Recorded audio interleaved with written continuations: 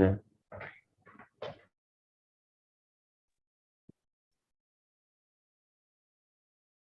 Assalamualaikum warahmatullahi wabarakatuh. Shalom, Om Swastiastu, Namo Buddhaya, salam kebajikan. Apa kabar teman-teman dari Harmoni Nusantara? Semoga dalam keadaan sehat semua ya. Selamat siang. Perkenalkan, saya Raudah Maria Ulfa yang akan menjadi moderator untuk memandu acara kita pada siang hari ini, webinar dengan tema KUHP, wujudkan keadilan dan kepastian hukum bagi semua. Dengan pembicara kita, Abang Prima Arli Angko, selaku Associate dari Muanas Alaidit and Associate. Itu. Pada siang hari ini, kita akan membahas tentang KUHP yang baru saja disahkan pada tanggal 6 Desember 2022 oleh DPR RI ya Bang ya. Oke. Baik. Memang seiring dengan perkembangan masyarakat yang begitu cepat dan juga mengikuti perkembangan ilmu pengetahuan, baik itu teknologi, komunikasi, dan perkembangan yang ada di dalam masyarakat, sehingga menimbulkan yang namanya kesadaran akan hak-haknya. Nah, KUHP ini sebenarnya yang masih berlaku hingga sekarang adalah merupakan produk dari kolonial Belanda. Dengan munculnya suatu upaya untuk memperbarui KUHP, dilatar belakangi oleh perkembangan yang telah tadi saya jelaskan, maka dimulai sejak tahun 1964 pembahasan tentang rancangan KUHP ini sebenarnya sudah terbentuk seperti itu. Nah, dalam pembahasan KUHP tidak hanya mengubah tentang teks, redaksi, maupun substansi dari pasal-pasal, tetapi juga mengubah atau menambah ide dasar terkait asas-asas di dalam KUHP. Nah, kenapa sih demikian? Supaya peraturan perundang-undangan hukum pidana yang telah berlaku di Indonesia itu sesuai dengan kultur yang ada di masyarakat, sehingga bukan hanya menciptakan sisi kepastian hukum, tetapi juga sisi keadilan bagi semua. Nah, pada siang hari ini saya mengundang Bang Prima untuk mengutarakan nih, gimana sih sejarahnya perkembangan KUHP yang ada di Indonesia. Silakan Bang Prima.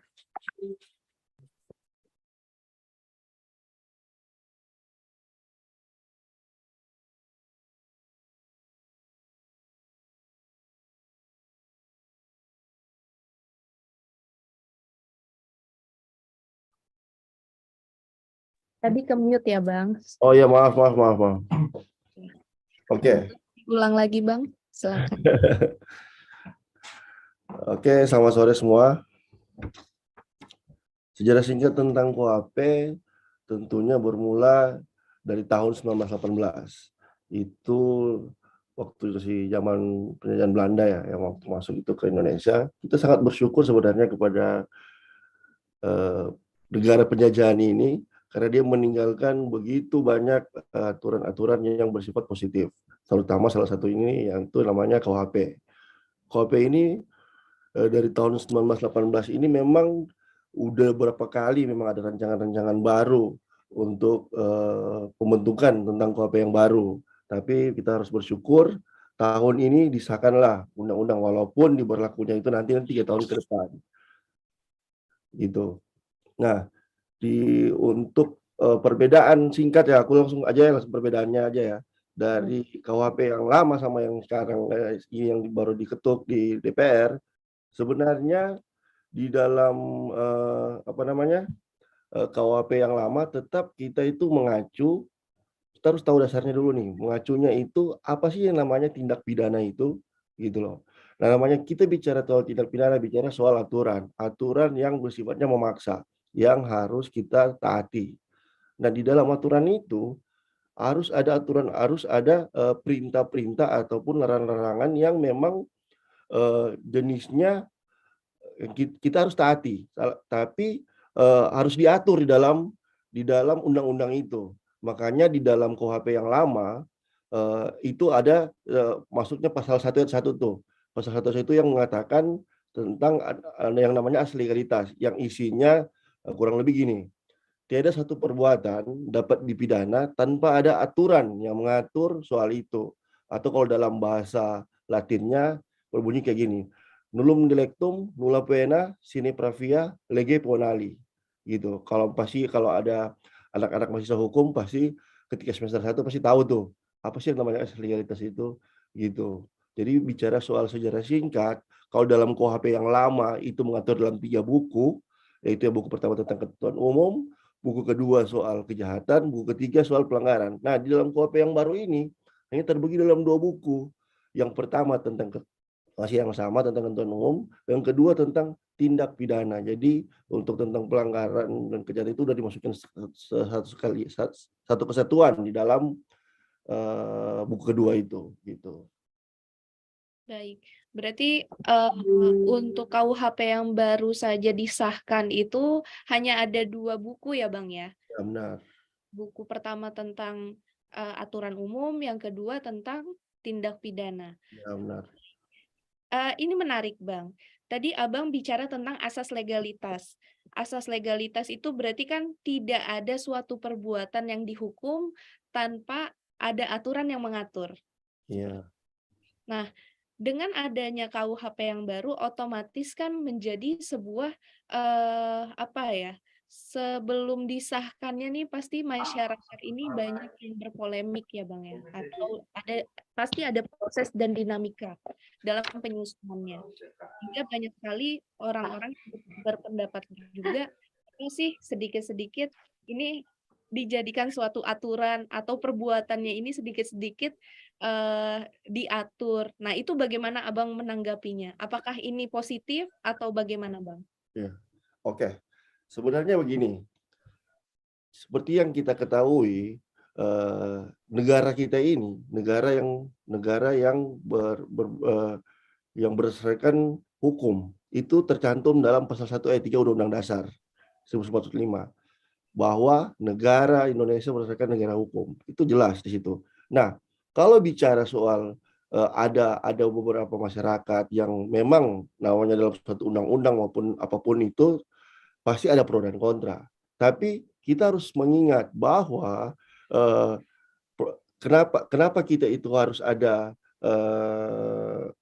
aturan yang jelas yang mengatur soal itu, karena memang ya negara kita itu negara hukum gitu. Semua itu harus diatur dengan hukum. Karena kalau nggak diatur soal hukum itu bakal bakal nggak bisa di apa nggak bisa dipertanggungjawabkan ketika seseorang itu melakukan sesuatu. Misalnya contoh nih, saya kasih contoh, Rauda.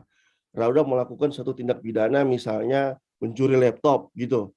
Tapi di dalam ketentuan aturan itu nggak diatur soal itu. Itu nggak bisa dipidana.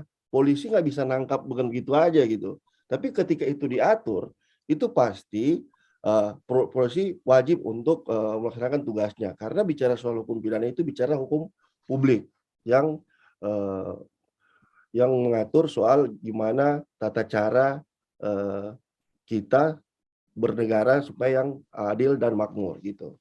Baik, berarti untuk adanya KUHP yang baru ini selaras dengan tujuannya berarti mewujudkan adanya kepastian hukum ya, Bang? Di Ya, mana benar. perbuatan itu memang harus ada dasar hukumnya apabila akan dipidana. Ya, Ya, betul ya, Bang ya? benar. Baik, baik, baik, baik. Lalu menurut Abang nih ya, eh, KUHP ini kan akan berlaku 3 tahun yang akan mendatang. Ya. Bagaimana sih cara agar masyarakat ini dapat beradaptasi terhadap KUHP yang baru, Bang? Nah, bicara soal beradaptasi itu gimana tentang kita harus mengetahui tentang isi dari KUHP ini, ya tentunya harus ada sosialisasi dari pemerintah, harus bersifat aktif karena ya 3 tahun itu saya rasa itu waktu yang cukup lah untuk kita mengetahui tentang eh, isi dari KUHP ini. Kita sangat bersyukur sekali loh.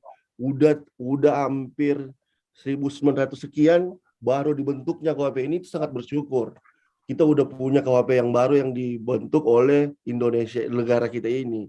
Oleh banyak, berarti dengan di sini kita bisa tahu bahwa negara kita ini udah banyak orang-orang yang pintar, orang-orang yang bisa membentuk aturan-aturannya sendiri, udah nggak kayak dulu lagi kayak main copy paste dari misalnya dari Belanda kita main ambil aja gitu. Kita harus bersyukur banget soal karena terbentuknya KUHP ini. Nah, bicara soal tentang tindakannya, bicara soal bagaimana supaya masyarakat itu mengerti soal isi undang-undang ini, itu tergantung dari pemerintah sendiri. Itu tergantung dari provinsi, kabupaten kota, dan ataupun jajarannya di bawahnya itu, karena yang namanya bicara soal sosialisasi itu bicara soal hierarki dari presiden turun ke bawah ke gubernur, baru ke wali kota dan seterusnya gitu.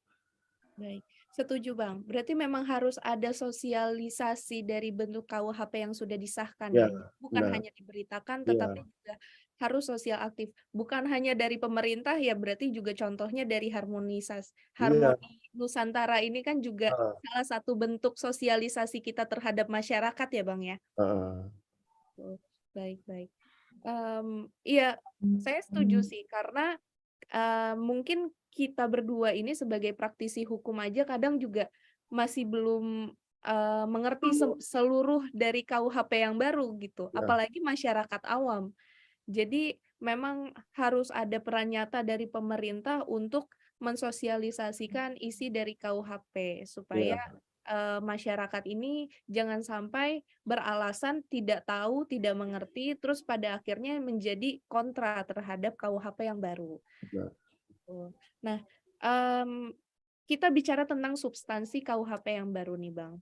Eee, adakah yang menurut Abang nih menarik dari pembaharuan KUHP gitu, Bang, dari isinya? Ada Sebenarnya nggak, Bang? menarik banyak pasti. Jadi gini, namanya suatu undang-undang itu di-update atau di-upgrade ya. Bahasa kerennya kan di-upgrade tuh. Betul. Ya, namanya kalau ketika di-upgrade pasti itu ada poin positifnya. Kenapa ada poin positifnya? Karena merasa bahwa undang-undang yang lama ini udah banyak ketinggalan gitu. Nah, sekarang di era-era yang sekarang ini, ya yang saya baca, yang saya lihat soal KUHP ini udah ada kalau nggak salah ada pidana tambahannya itu tentang pidana kerja sosial ya kalau nggak salah ya. Tentang ada mengatur tentang pidana pokok tentang pekerja sosial. Nah, itu keren tuh. Itu kayak terjadi kayak di Korea tuh. Korea kan itu misalnya nih kalau ada cuma tindak pidana ringan bisa dari hakim itu bisa menjatuhkan pidana dalam bentuk pidana pekerja sosial. Jadi ada dia harus kerja sosial berapa lama gitu-gitu. Nah, itu yang diatur di KUHP yang baru. Nah, kedua yang diatur oleh KUHP yang baru yang setahu saya yang saya kutip dari Prof. Edi nih,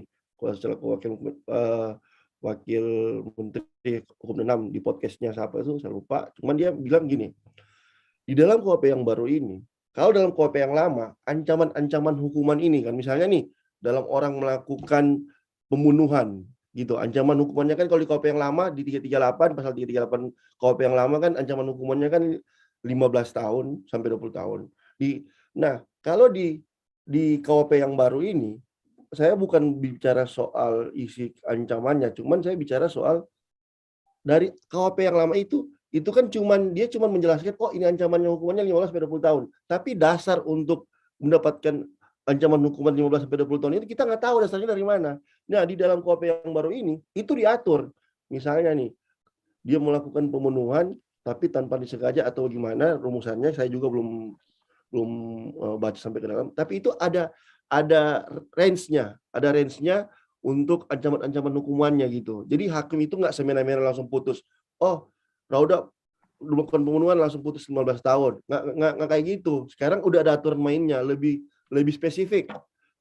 di dalam KUHP ini mengatur soal itu. Jadi itu satu. Kedua, bicara soal tentang pidana pokok dan pidana denda. Kalau di KUHP yang baru kan, KUHP yang lama pidana dendanya kan itu ya kecil ya. Kalau di sini ya udah lumayan bagus gitu, mengikuti perkembangan zaman yang ada sekarang gitu. Oke, baik. Baik, Bang. Aku boleh bertanya tentang satu substansi yang menurut pandanganku ya, ini menjadi viral untuk diperbincangkan di masyarakat. Ini berkaitan dengan living law, di mana hubungannya ini antar masyarakat gitu, bukan ke pemerintahan. Contohnya satu, Bang, itu ada di pasal 412 tentang eh, kohabitasi. Kohabitasi itu bahasa umumnya, sorry ya, kumpul kebo, Bang. Di situ bunyinya adalah setiap orang yang melakukan hidup bersama sebagai suami istri di luar perkawinan dipidana dengan pidana penjara paling lama 6 bulan atau pidana denda paling banyak kategori 2 dan lain sebagainya. Nah, menurut Abang, apakah memang harus diatur mengenai aturan seperti itu, Bang, untuk di masyarakat? Sementara kan Indonesia ini kan bukan hanya negara Islam saja, tetapi memang semua agama juga melarang adanya hidup dalam satu rumah gitu tanpa adanya perkawinan. Bagaimana Abang menanggapinya sebagai praktisi hukum, Bang? Nah, sebenarnya gini, kalau kita bicara soal kumpul kebo itu sebenarnya ya kita kembali lagi kepada yang namanya prinsip-prinsip dasar hukum. Prinsip-prinsip dasar hukum itu yang saya sampai sekarang saya masih ingat tuh asas prinsip-prinsip dasar hukum yang berbunyi kayak gini nih. Juris pracepta sunt haec honeste vivere alterum non ledere iusum cuique trubere. Yang artinya prinsip-prinsip dasar dari hukum adalah hidup dengan patut, tidak merugikan orang lain, apa yang menjadi haknya. Nah, kalau kita berbicara, kita kaitkan antara asas yang tadi saya sampaikan tadi dengan kumpul kebo ini sebenarnya kita kembali, negara itu pasti melihat dari budaya-budaya yang ada di dalam suatu daerah. Kalau memang di dalam suatu budaya itu menolak tentang adanya kumpul kebo, yang mungkin ya ini dari pemikiran saya, kenapa DPR mengesahkan tentang pasal itu? Mungkin mereka juga menilai bahwa di setiap daerah ataupun di setiap budaya juga tidak menginginkan adanya yang kumpul kebo itu, makanya disahkanlah aturan itu. Jadi kembali lagi, kalau yang namanya sudah diatur di dalam situ, sudah diatur di dalam pasal itu yang tentang kumpul kebo, ya kita itu harus mengikuti karena memang pidana itu bersifatnya memaksa. Kecuali misalnya di sini kumpul kebo itu misalnya itu dilegalkan, tapi di dalam pidana itu mengharamkan soal itu, mengatur soal itu, otomatis kan bertentangan dengan undang-undang kan, bertentangan dengan undang-undang dasar. Jadi setiap produk undang-undang itu yang mengatur soal pasal-pasal mungkin pasal-pasal yang mungkin ya agak kontroversi ya, kontroversi itu pasti sebelum pemerintah ataupun DPR itu membuatnya, itu pasti udah ada observasi terlebih dahulu gitu. Oke, baik. Itu satu ya, Bang, satu kesatuan. Nah, balik lagi kita bicara tentang masyarakat, karena kan masyarakat yang akan menjalani dan masyarakat ini diatur oleh adanya KUHP yang baru. Bagaimana sih seharusnya masyarakat Indonesia ini menanggapi walaupun memang sudah disahkannya KUHP yang baru, tapi dalam 3 tahun yang akan datang kan baru mulai terrealisasi nih. Dalam 3 tahun ini sih apa yang seharusnya dilakukan oleh masyarakat, Pak Bang? Ya. Yang gimana pertanyaannya? Maaf. Iya, apa yang seharusnya dilakukan masyarakat walaupun KUHP ini walaupun sudah disahkan, tetapi akan terrealisasi 3 tahun yang akan datang. Berarti kan kita masih berpatok pada KUHP yang lama ya, Bang ya? Ya. Iya. Nah, itu bagaimana seharusnya masyarakat ini menghadapi perubahan dari KUHP yang lama dan KUHP yang baru? Sebenarnya selaku kalau masyarakat harus cepat ngerti lah tentang aturan yang dibuat ini, tentang KUHP yang baru ini. Karena dengan adanya ini, berarti kita itu harus mengikuti, kita harus mengikuti aturan yang dibentuk oleh DPR itu sendiri. Karena kembali lagi tadi saya sampaikan, karena ya negara kita ini adalah negara hukum. Ya bicara soal hukum, bicara soal aturan. Bicara soal aturan itu, bicara soal gimana kita itu harus hidup dengan patut kepada suatu negara yang membentuk suatu aturan. Beda kalau kita ini negara bebas, seenaknya kita. Kayak di Belanda nih, kayak kita mau sabu atau apapun itu bisa, itu dilakukan. Tapi mereka itu ada aturan yang mengatur itu. Nah, bedanya kita di sini, memang ya jujur aja, memang negara kita ini agak sedikit kaku dengan soal itu. Cuman ya itulah kebinekaan kita, itulah kelebihan kita, gitu. Makanya ya saya sih berharap ke depannya masyarakat itu lebih cepat mengerti soal tentang KUHP yang baru ini. Baru kedua, saya sih berharap ya, kalau tentang living law tadi itu kan setahu saya itu delik aduan ya.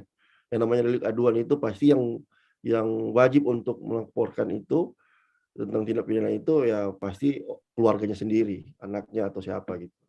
Gitu. Oke, baik. Berbicara masyarakat, mungkin ada perwakilan dari masyarakat nih, teman-teman Harmoni Nusantara yang mau bertanya ke Bang Prima. Bisa bertanya langsung tentang KUHP itu sendiri. Boleh, silakan. Ada pertanyaan kah?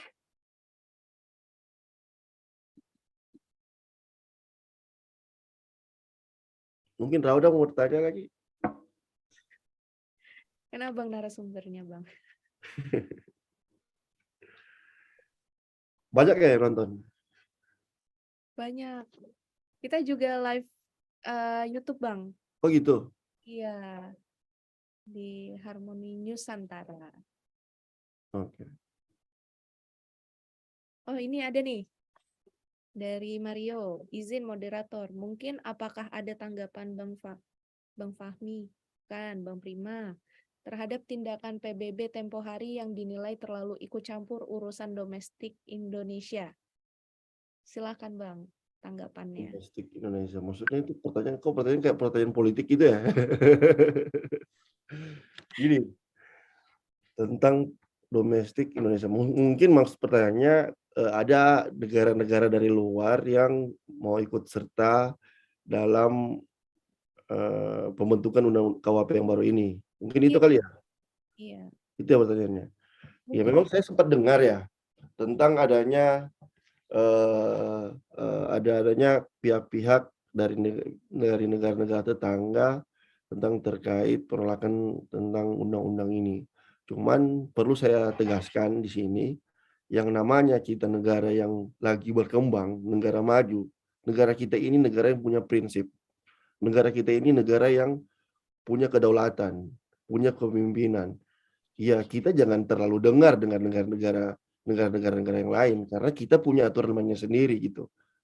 Gitu. Jadi menurut saya kita anggap aja itu iklan aja gitu untuk membentuk suatu negara ini lebih maju lagi.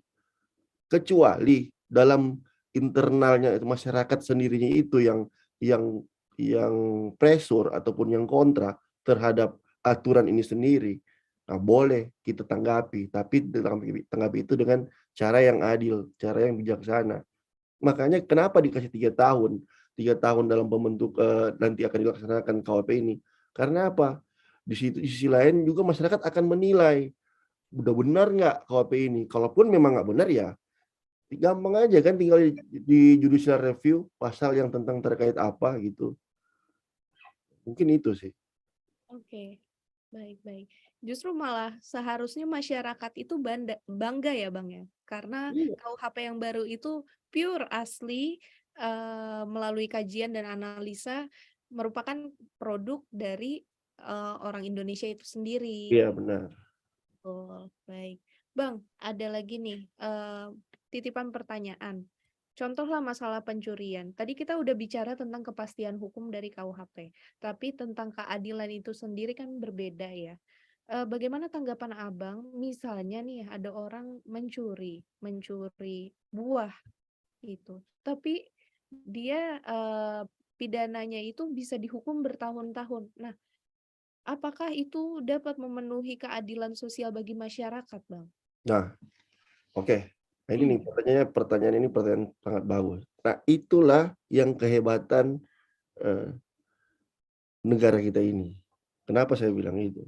Karena di pembentukan KUHP yang baru ini, itu udah diatur. Jadi kalau dulu nih, KUHP yang lama yang sampai sekarang kita pakai nih, tentang pencurian itu kan di pasal 362 tuh, coba buka tuh unsurnya, barang siapa mengambil kepunyaan orang lain diancam dengan hukuman, kalau nggak salah kurang lebih ya 5 tahun ke atas lah gitu-gitu. Kalau sekarang tindak pidananya itu, bisa dilihat dari ukuran yang dia pertanggungjawabkan. Misalnya nih, kalau dia curi ambil pisang, pidananya itu akan dilihat, faktor unsur-unsurnya itu atas dasar apa gitu, atas dasar apa dia mengambil itu. Kalau dulu kalau sekarang kan nggak gitu, yang sekarang yang kita pakai ya. Kalau ya yang penting lu udah ambil, lu udah curi, berarti lu harus pertanggungjawabkan gitu. Kalau sekarang itu ada ukuran-ukurannya. Gitu. Ada ukuran-ukurannya tentang pasal-pasal yang mengatur soal ya tentang yang berhubungan langsung dengan masyarakat. Karena kan namanya suatu tindak pidana itu kan dalam KUHP yang baru ini bukan cuma tentang dalam ke masyarakat, bisa juga ada tentang perorangan. Kayak penipuan penggelapan kan gitu. Ya. Jadi memang wujud keadilan itu harus juga Lebih ada iya, ukuran-ukurannya ya, Bang, ya, lebih kelihatan di dalam KUHP yang baru ini sebenarnya. dalam KUHP yang baru ini. Otomatis, justru keadilan itu dibentuk karena adanya ukuran-ukuran tersendiri, Iya, tidak bisa disamaratakan. Seperti itu ya, betul. Bang? Oke, good point. Ada lagi pertanyaan dari audiens? Oh, ada nih, dari Monita, Bang. Bang Prima, komentar Abang terkait travel warning yang disuarakan Australia gimana? Dan solusi untuk sosialisasi keluar itu bagaimana, Bang? Gimana tuh? Gimana coba pertanyaannya? Monita, Bang Prima komentar Abang terkait travel warning yang disuarakan Australia.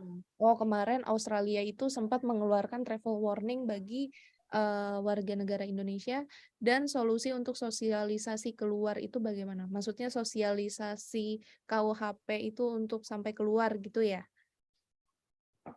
Gini ya, menurut saya ini pertanyaannya sih, apa ya, udah melebar, cuman nggak apa-apa saya jawab aja. Karena gini, kalau memang bicara soal KUHP ini akan dipublikasikan keluar, di luar dari negara Indonesia, ya nggak mungkin, karena aturan itu kan dibuatnya itu supaya masyarakat Indonesia ini yang patuh gitu, bukan dari luarnya yang patuh ke sini. Kalau memang ada turis misalnya nih, datang ke Bali, dia datang ke Bali, terus harus pakai aturannya dia sendiri, misalnya di Filipina ataupun di mana, negara A, tidak mengatur soal, misalnya tidak mengatur soal LGBT gitu, misalnya. Tapi di sini mengatur soal LGBT. Iya, dari luar itu harus mengikuti. Harus tunduk ya? Iya, harus mengikuti. Jangan mau main-main hakimnya sendiri gitu. Sama juga kayak kita kan, ketika kita misalnya pergi ke negara orang, pasti kita mengikuti aturan mainnya mereka gitu. Hmm. Gitu. Jadi maksudnya adalah, solusi untuk sosialisasinya tetap kita juga kalau misalnya mau datang ke suatu negara, justru orangnya itu yang harusnya aktif ya, Iya, mengetahui nah, peraturan-peraturan yang ada di negara tersebut. nah. Kalau yang kedua nih Bang, ada pertanyaan lagi nih dari Bastian. Izin bertanya, ketika hukum disesuaikan dengan budaya suatu daerah, apakah ini bisa berlaku di seluruh daerah Indonesia atau ada pengecualian? Misalnya soal kohabitasi di suatu daerah dengan daerah lain berbeda dan menyangkut pariwisata. Hmm. Bagaimana Bang menanggapinya?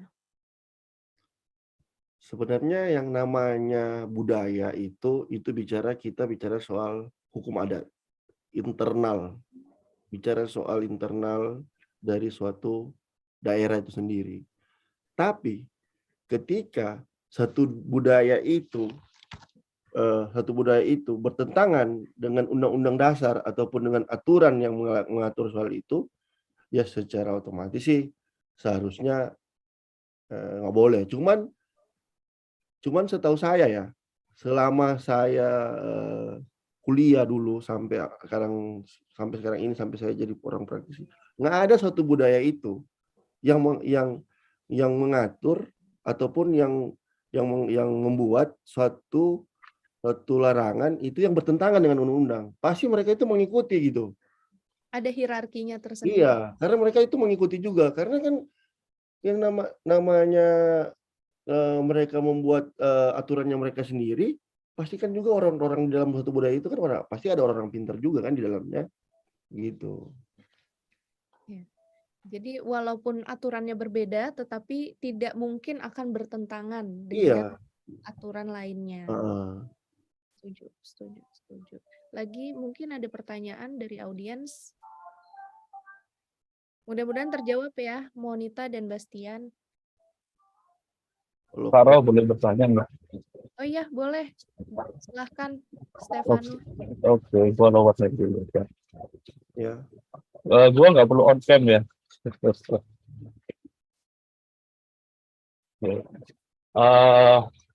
Bang Prima, salam kenal sebelumnya untuk kenal juga. Ya, saya cuma masyarakat biasa di sini, Bang. Jadi pertanyaannya mungkin kurang berbobot nih dibanding yang lain. Cuman ini, Bang, cuma mau nanya.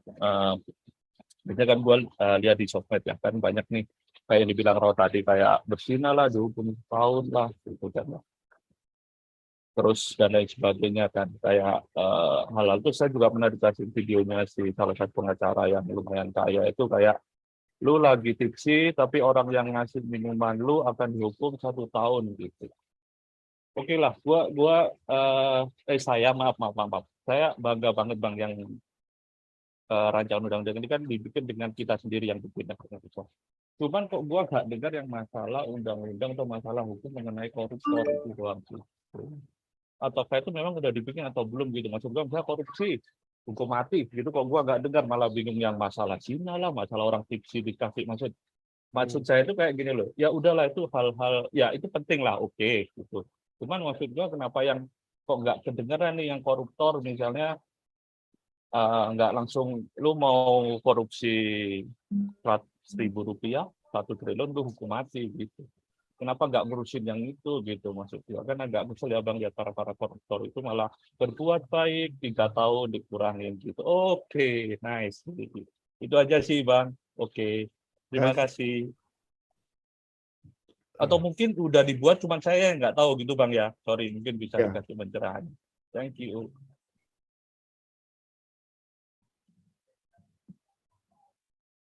Oke, langsung bisa jawab nih atau gimana nih?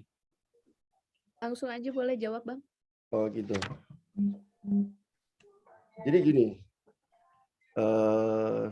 bicara soal tindak pidana korupsi itu sebenarnya menjadi yang namanya udah ada undang-undangnya, namanya undang-undang tindak pidana korupsi. Nah itu kalau dalam hukum itu namanya lex specialis. Nah, karena udah ada yang mengatur soal undang-undang korupsi itu. Nah di dalam undang-undang korupsi itu ada juga hukuman mati sebenarnya. Cuman hukuman mati itu dia akan kena pasal itu ketika udah berdampak memang ketika ekonomi negara itu lagi kolaps gitu, udah berdampak besar gitu. Saya lupa pasalnya tentang apa. Nah, di dalam tema ini sebenarnya, di dalam pembahasan ini kita bicara soal KUHP. Kalau kita bicara soal KUHP, kita berarti bicara soal aturan umum, aturan publik gitu. Nah, sementara kalau bicara soal korupsi itu bicara soal kerugian negara gitu. Kerugian negara itu berarti dalam satu korporasi, dalam satu perekonomian negara gitu. Jadi nggak ada kaitannya gitu. Dan saya rasa kalau bicara soal KUHP ya, kenapa nggak diatur di dalam korupsi nggak diatur di dalam KUHP? Karena ya undang-undang korupsi itu udah diatur dalam aturan sendiri dan itu ada lembaga sendiri yaitu KPK. gitu. Kenapa? Tadi pertanyaan juga kedua tentang kenapa sih ngatur-ngatur soal apa namanya tentang apalah tentang tipsi-tipsi lah atau apa itu kan tadi tentang persinahan lah atau apa. Ya memang harus diatur. Kenapa? Di dalam KUHP ini harus diatur karena kita ini udah ketinggalan sebenarnya. Karena tadi yang saya sampaikan udah dari tahun 1900 sekian tuh KUHP ini nggak pernah dibentuk, nggak pernah dirubah, nggak pernah di-upgrade. Lo bisa bayangin tuh, mohon maaf ya, udah berapa tahun dan baru sekarang di-upgrade dan dibentuk, itu sangat bersyukur sekali. Jadi itu untuk berkaitan dengan korupsi itu ya udah melebar ya, karena itu udah diatur dalam undang-undang itu sendiri.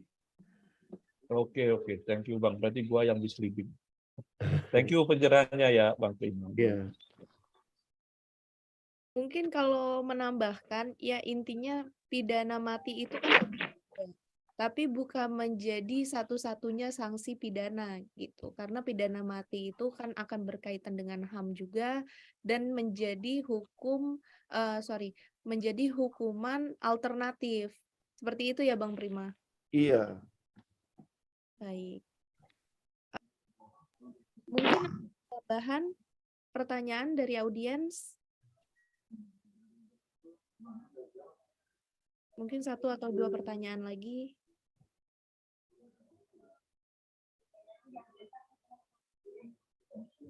Silakan bisa langsung tanya atau langsung di chat aja.